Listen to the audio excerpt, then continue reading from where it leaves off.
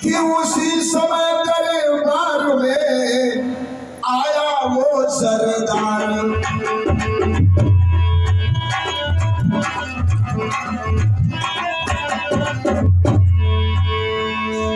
उसी समय दरबार में आया वो सरदार और सबों के हृदय में उठने लगे विचार।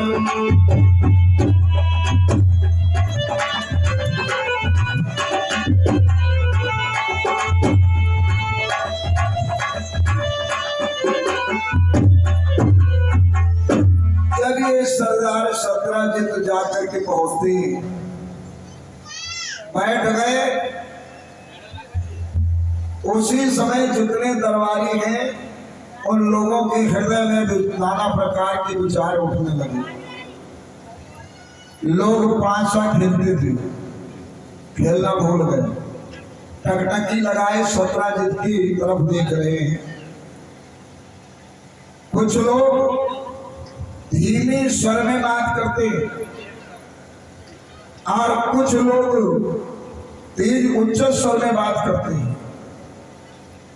कहने लगे देखो सत्राजित ये गलत करते हैं।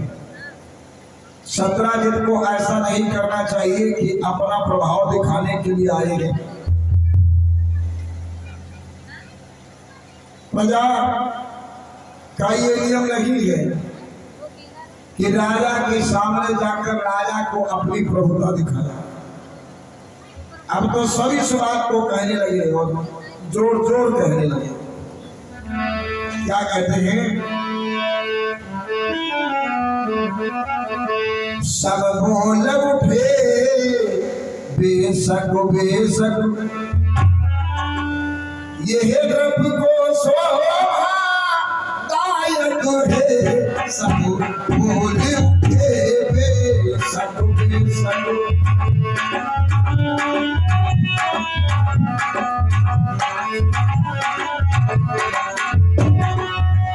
सब बोल उठे बेशक बेशक ये रब को शोभा दायक है।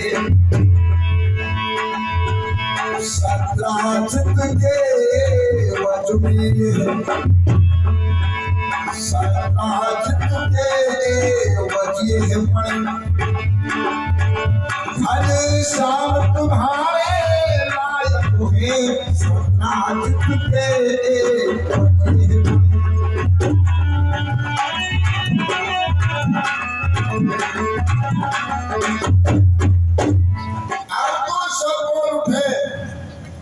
कहने लगे बिल्कुल सत्य है। आए कन्हैया ये मणि सत्राजित को शोभा नहीं देती है, ये मणि आपके लिए जो है शोभा है। ये मणि आपके पास होना चाहिए। कन्हैया कहने लगे देखो बंधुओं, लालच करना बेकार है। हमें किसी की वस्तु के ऊपर अधिकार नहीं है। सत्राजित ने तपस्या किया अपने बल पौरुष से और इस मणि को प्राप्त किया है, तो ये मणि रखने के अधिकारी। हाँ ये बात दूसरी है, ये बात दूसरी है कि अगर ये हमको भेंट कर दे तो दूसरी बात है। और वैसे भी फिर भी इसके ऊपर अपना अधिकार नहीं है। तो हम चंद्रवंशी हैं और ये सूर्य देव की तपस्या का फल है। तो इस प्रकार हर तरीके से हर तरह से इसके अधिकारी सत्राजित ही। इस प्रकार प्रजागणों को समझाया। प्यारे सज्जनों, ये बात काफी समय तक चलती रही। सत्राजित ने विचार किया कि यहाँ पे अब हमारा बैठना उचित नहीं है। जहाँ पे अपनी बुराई होती हो वहां से उड़ के चले जाओ तो यही अच्छा है।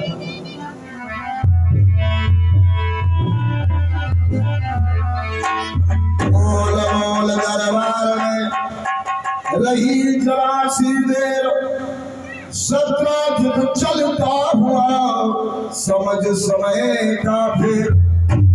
यदि गोल मोल दरबार में बात चल रही है, सत्रह जितने समय का फिर समझ करके और दरबार को छोड़ करके चले गए। प्यारे सजनों, घर जाकर के सत्राजित जब पहुंचते हैं, सत्राजित का एक भैया था जिसका नाम था प्रसेन। प्रसेन पूछने लगा, भैया आज कहाँ गए थे? तो कहने लगे, हम आज गए थे द्वारिका में, दरबार में गए थे। और जानते हो भैया, अब तो बड़े बड़े लोगों में भी जलन होने लगा है। प्रसेन कहने लगा, क्या बात है, कहाँ आ रहे वो? सभी हमारी मणि को देख करके जलते हैं और ये चाहते हैं कि मणि हमें दे दो। प्रसेन कहने लगा, अरे भैया, इस मणि को तुम हमें दे दो और हम देखें कि कैसे मांगे। अगर वो कन्हैया हमसे मांगेगा, ऐसा उसे जवाब दूंगा कि जिसका उत्तर उसकी जिब्या के ऊपर नहीं आई। मणि हमारी है, हमारे भी घर में मणि रहनी चाहिए। अरे आपने जो है तपस्या की है, ये फल आपका है।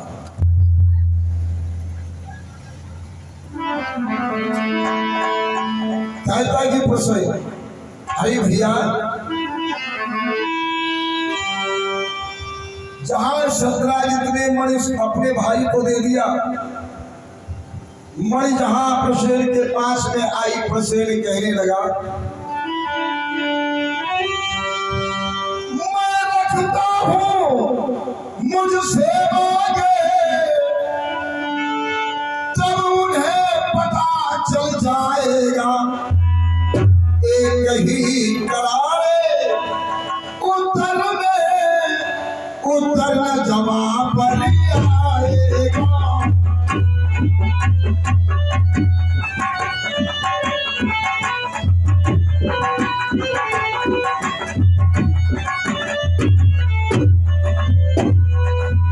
अरे भैया, अब देखें कि कैसे वो मणि को मांगते हैं, कैसे कन्हैया को मणि को मांगेंगे। ऐसा करारा जवाब दूंगा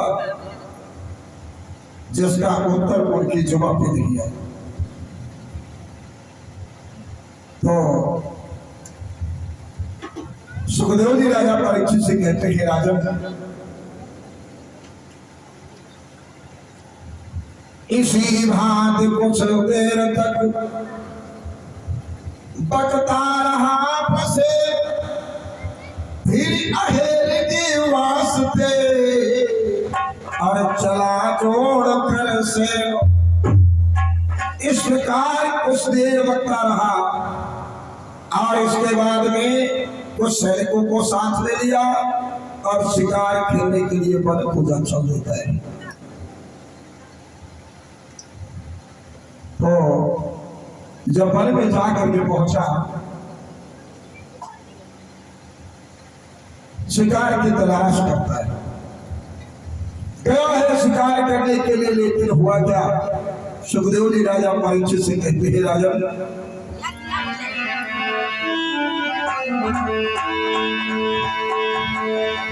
मगर सिंह के हाथ से उल्टा हुआ शिकार,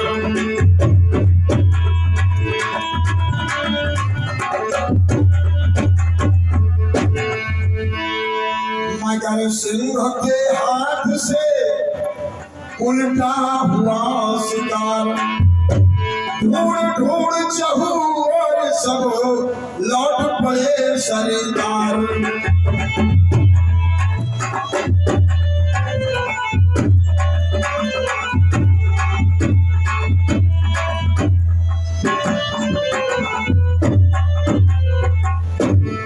क्या है शिकार करने के लिए, लेकिन खुद शिकार बन गया,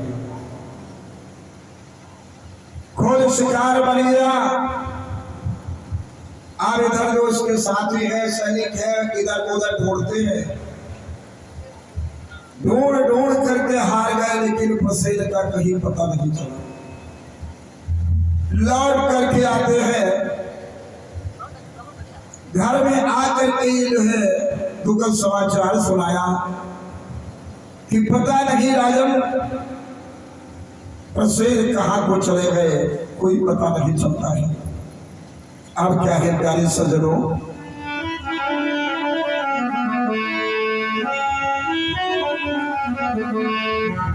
घर में रोना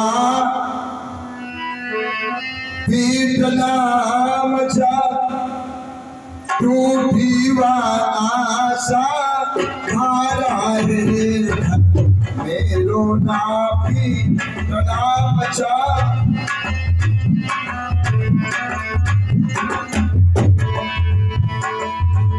घर में रोना पीटना मचा,